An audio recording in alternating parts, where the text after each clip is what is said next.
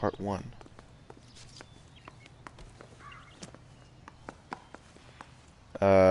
As you can see, this is, I believe, this... I don't even know what case this is, guys. I don't keep track. I just play the game because I love it so darn much. So let's take a look in here. What do we got here? Ooh, morphine. But we already know that.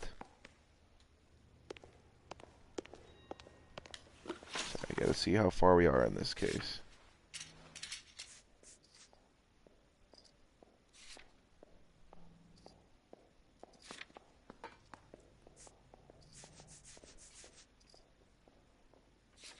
Okay. So we've actually gotten more of this case done than I thought we did. I apologize, y'all. I thought this was the beginning of this case, and we were going to investigate everybody.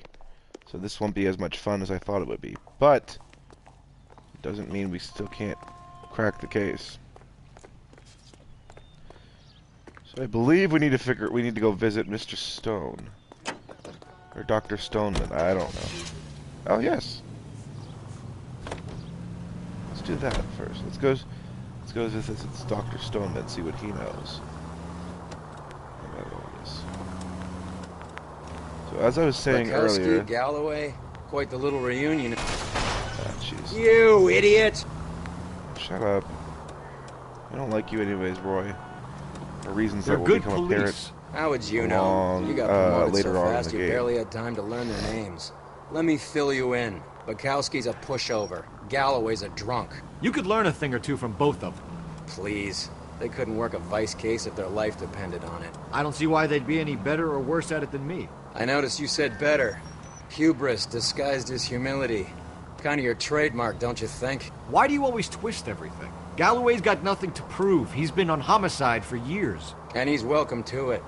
You're a terrier, Phelps, and that's what I need. Not some old bulldog who can't get up a flight of stairs without coughing up his lunch. So as I was saying, oops, jeez, dude.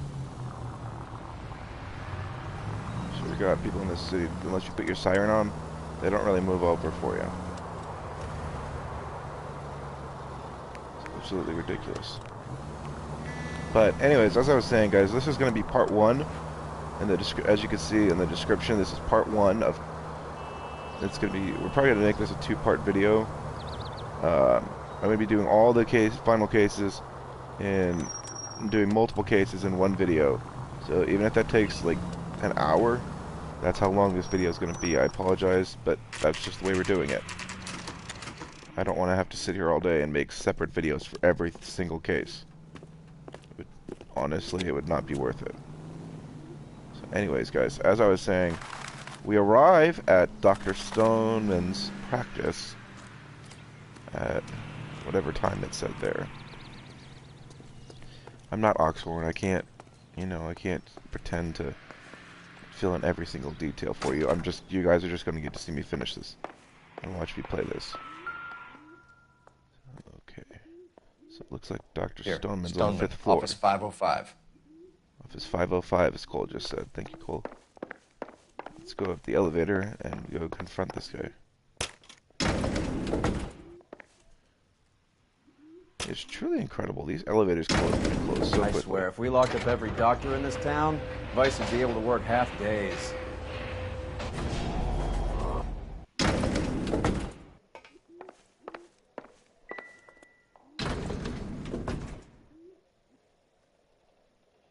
But that's also not really necessary now, is it? Alright, here's Dr. Stoneman's office. Let's go talk to the receptionist. Your name? LAPD. We'd like to see Dr. Stoneman. Dr. Stoneman is with a patient. Would you like to wait? No, we wouldn't.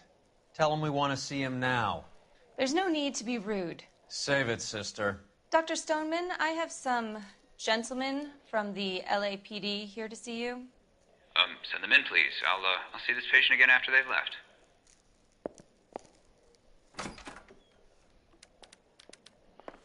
Right, but this... Your investigation is much more important than my sciatica. I'm just in pain here.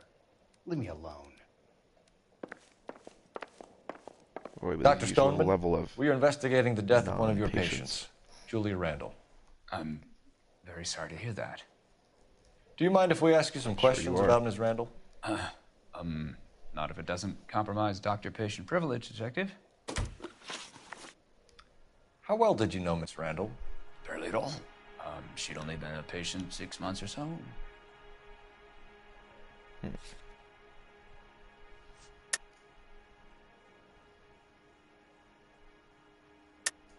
Julia Randall has been your patient for nearly a year. I'm sure you know that. Do you doubt my veracity, Detective? Do you have access to my patient records?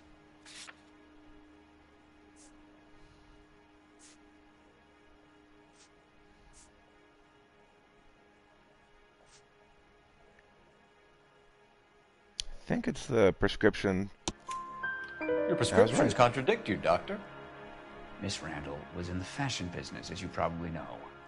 She was jumped up on Benzedrine by day and knocked down by sleeping pills at night.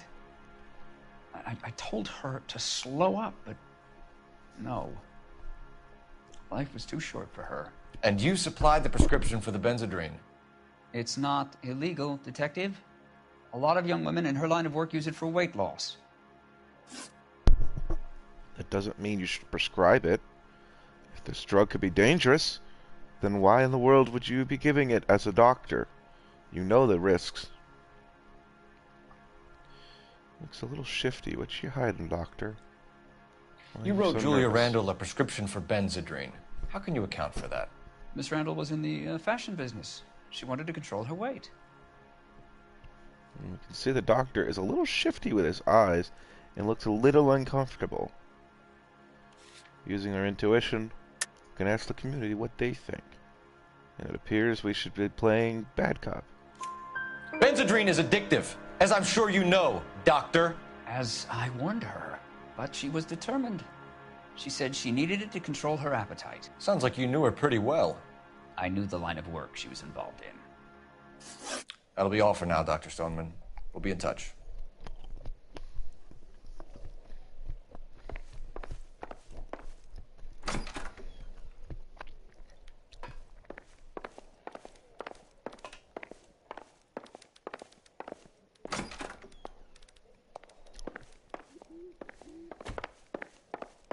So, the doctor was giving her Benzedrine to control her weight.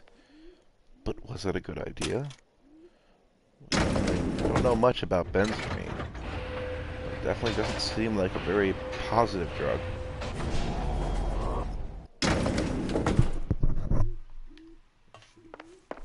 The old boy whined. About what? I don't know. He looked relieved when you said she was dead. That's a strange reaction to have to the death of a young patient.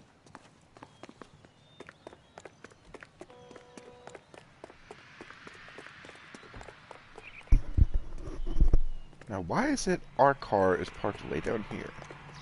I don't know. Now we know where we need to go. We need to go to the dress shop. You're gonna go right up ahead.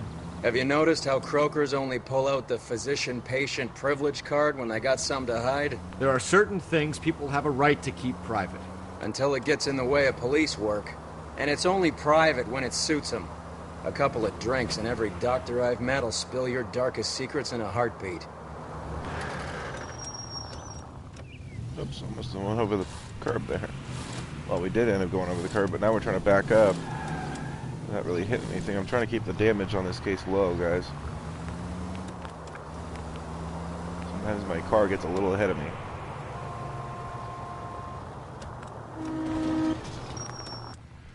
Not exactly trying to be the best driver ever. Anyways, we arrive at the dress store at 3:05 p.m. So let's go in here and see what they know. Well, hello. What can I help you with today? LAPD, ma'am. I hope I haven't done anything wrong. No, ma'am. We're making some inquiries about Julia Randall. Does she work here? No, I had to let her go. Is she in some sort of trouble? She was found dead this morning.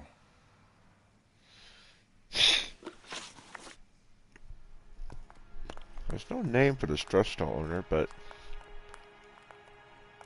the journal describes her as 42, blue eyes, blonde hair. How long had Ask Julie her worked about as the a model? employment record. Well, she worked in New York before coming here. She was a very beautiful girl. Well, she's keeping eye contact. Don't know. Gonna be a plan on the safe side and ask the community. Could you tell us why you let Miss Randall go? Would be the great idea. Husbands sometimes come in here with their wives. When Julia Randall modeled, the husbands were often more interested in her than they were their wives' dresses. The wives weren't happy, and neither was I. Did she have any close friends here? Actually, yes. Heather Swanson. Would you like to speak with her? I'd like that very much. Please don't inform her about Miss Randall's death.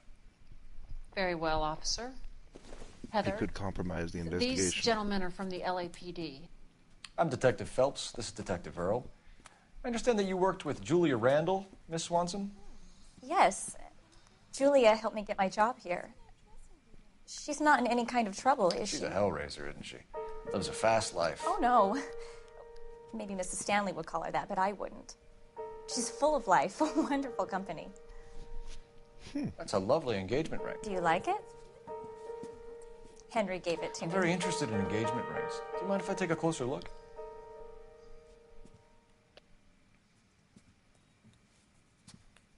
It's an interesting angle to take with that, Cole. That's some pearl, Miss Swanson. Would have cost Henry a fortune. He must really love you.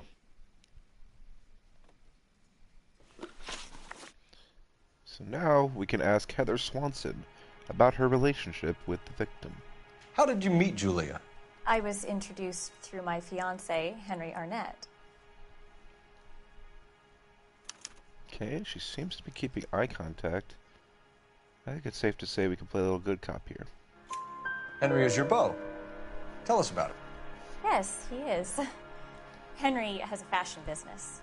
He and Julia have been friends for years.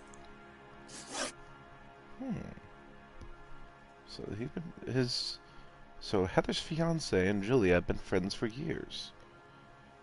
So that's interesting to know.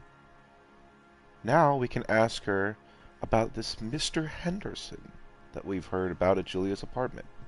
Are Miss Randall and Mr. Henderson engaged? Who's he?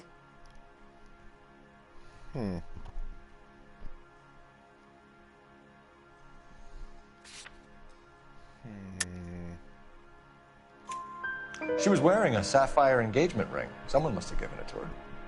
She never mentioned a man named Henderson to me. Interesting. That's all for now, Miss Swanson. Could you ask your fiancé to visit Hollywood Police Station? It would be very helpful to our inquiry. Now, wait a moment. I don't think I'll pass on that message until you tell me why you're asking all these questions. Julia Randall was found dead this morning. What? Oh, no. Oh, I can't believe it. She was so full of life. Seems a little fake here. Not gonna lie. Is it just me? Or did anybody else see that and feel like it was a little rehearsed?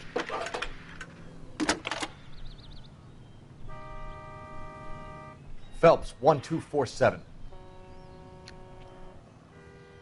How can I help, Detective?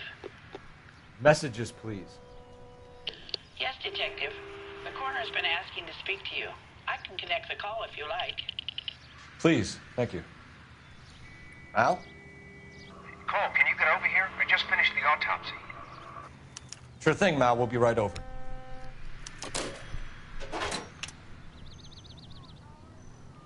Alright. It looks like we're going to be heading over to Morgue. Can you drive to this one? Where are we going? Nice move not telling old Sweet Lips in there about her friend taking the big jump till we were half out the door. Very slick. I figured we'd get more out of her that way. You're learning, Phelps. We'll make a vice cop out of you yet. Not that I really want to be one with a partner like Roy Earl.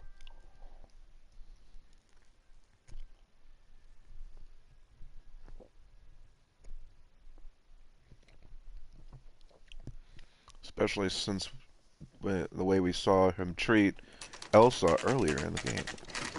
Anyways, we arrive at the Hollywood Receiving Hospital at 3:11 p.m.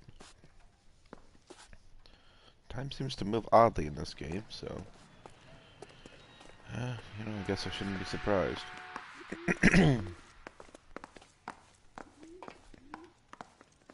Why can't I go through?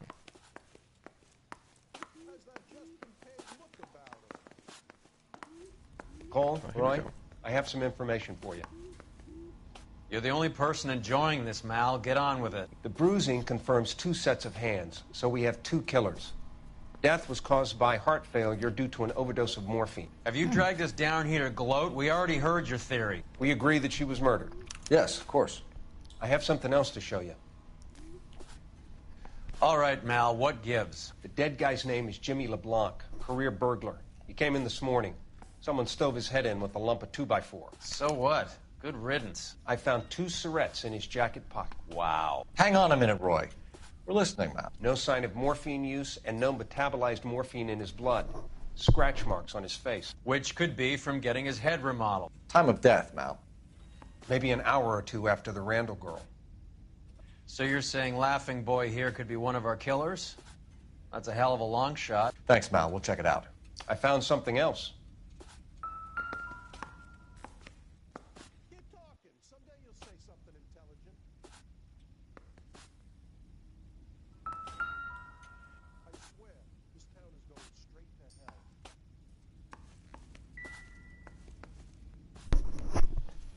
So after examining both bodies, we walk over to see what Mal has to show us. Sorry, I don't play. I don't know if it's significant. His wallet was empty. The only other things he was carrying were the harmonica and the morphine. Carruthers. Yeah, he's here. I'll send him over. They have a guy called Henry Arnett in interview 2 for you next door. Let me know how you get on. Sure, Mal. And thanks for the lead. Sure, Mal. Thanks for the lead. Roy's always been a sarcastic guy. I never really liked him much, honestly.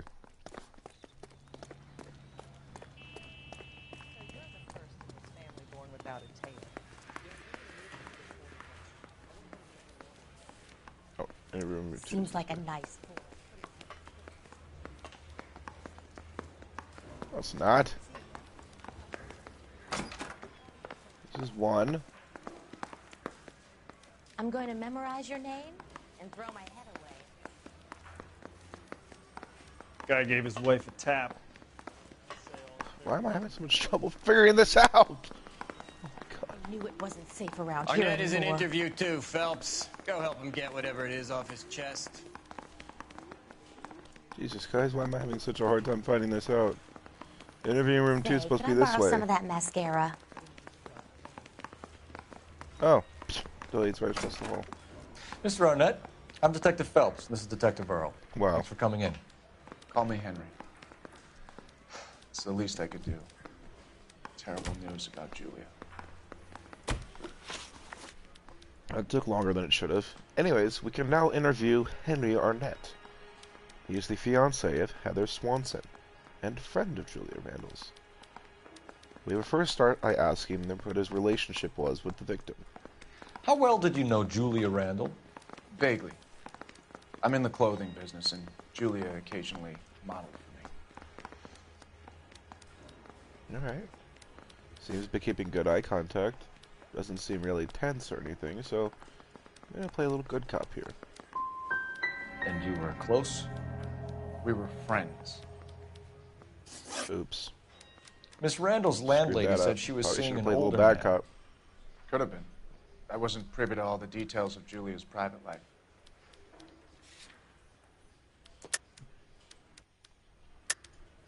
Henry, I don't like when people lie to me. She was seeing a man named Henderson. You know who I'm talking about. Easy on, Detective. I may have heard of Henderson, but I don't know his full name. I think he's from New York or someplace back east.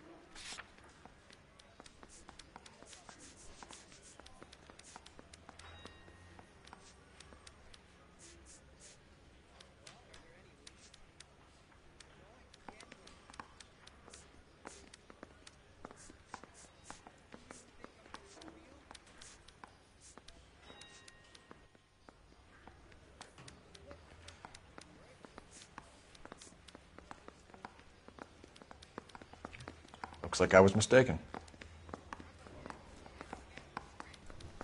We have no way to confirm this. This is not good.